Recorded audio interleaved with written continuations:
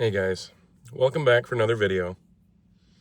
Today I have kind of a somber, sad thing to talk about.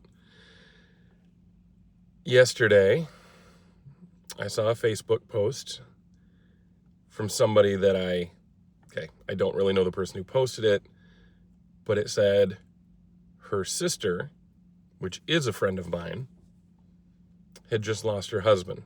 He'd passed away the day before. And kind of a long history with this woman who lost her husband. For a few years, she was dating my best friend.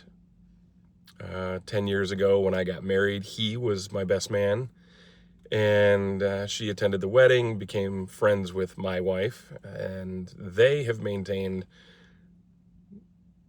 a good relationship over the years. They've had a few girls' nights where they've gotten together and hung out. But that we live far enough apart, we don't see each other much. So just occasionally reach out and kind of keep that friendship going. I've seen her very little. My wife has been to her home, met her husband, and this friend has, since, she married this guy. I got to make sure I'm clear on this. The guy she was dating, who was my best friend, passed away from cancer 2 months after my wedding. And that's the first sad part of this story. At the time of my wedding, nobody knew he was sick. He had never had any symptoms or signs that anybody recognized, and he was fine.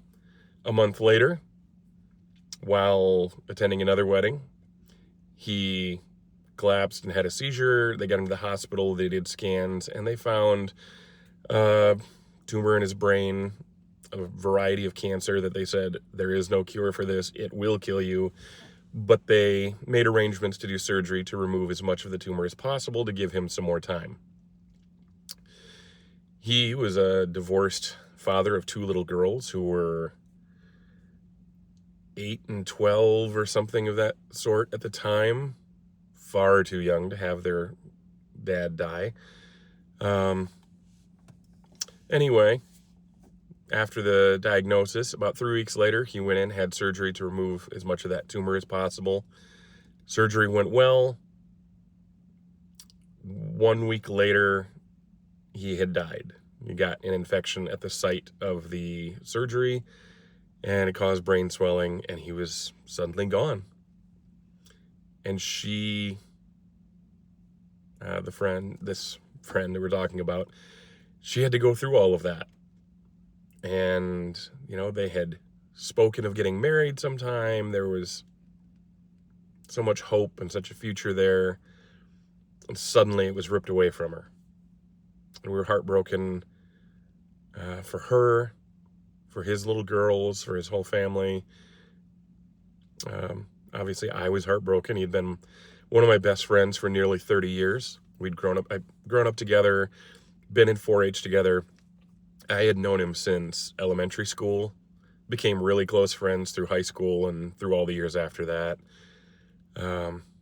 Yeah, it was a rough time. But that was in the past, time passed. She met this new gentleman. They dated, they married, and they had their little boy. And things seemed to be going all right. And then yesterday we see that he had died the day before. And her sister had started a GoFundMe and had posted about it. And that was the first news we got about it. And my wife called and talked to her briefly, and she wasn't in a place where she could talk very much yet. She was just in shock. And I understand that. I'm sure there will be some conversations with her soon. I'm sure there will be a visitation. We'll go visit, and yeah. But that brings us to more the point of the video. We've lost people before. Obviously, I lost my best friend a year and a half later. My wife lost one of her younger sisters in a car accident. We've been through loss. And we know all too well there's really no words that anybody can say that make things better or easier. You want to so badly. You want to comfort a friend. You want to unbreak their heart. You want to tell them it's going to be okay. You want to give them hope. But they're not really in a place for that right now. The fact is, mourning someone's loss or mourning the loss of someone is exactly where they're supposed to be right now. It would probably be unhealthy not to be there. And we shouldn't, as far as I understand, we should not be trying to take that away from them. Don't pull them out of mourning. Don't try to cheer them up right now. But even though I've been through this situation, I'm still left asking myself and thinking about it a lot today. And what do you say? What do you do? What does a person in that situation need from their friends and family? Because that's what matters. It's about them. It's about the one who survived the loss. What do they need? There's a GoFundMe. Okay, great. Financial help can be huge if they need it, and who doesn't? But I'm not sure that my family is in a position where we can provide much help financially. We are Christians, and we pray, and we do our best to love on people in whatever ways we can see that they need, but this is tough. If you're watching this and you've been through anything like this, I mean, most of us have lost a friend or a family member at some point. I mean, you live long enough, you'll lose somebody. It's just how life works. It all ends for all of us at some point. But in this case, I'm thinking a mother of a young child loses her spouse, her partner, her child's father, or the other way around. If you're a man who's lost a wife, a mother, what did you need? What was the best thing anybody did for you during that time of loss and mourning? Especially people who are far away and can't just be there and sit with you.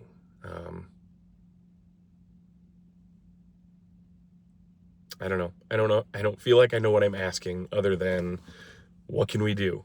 But everybody asks that. People who've been through this have probably seen many attempts. Some helpful, many probably not helpful. So, just curious what thoughts you've had on this. The most helpful words, the most helpful actions, the most helpful kind of people. What were they? What might we be able to do for our friend? And hopefully, if anybody comments on this, maybe you're one of the people who will read it and learn how you can help somebody in the future, or if, heaven forbid, something like this were to happen to you, maybe you would know what it is you need just from seeing what other people have needed or been given or shown. I don't know, but I'd love to hear your thoughts. Thank you.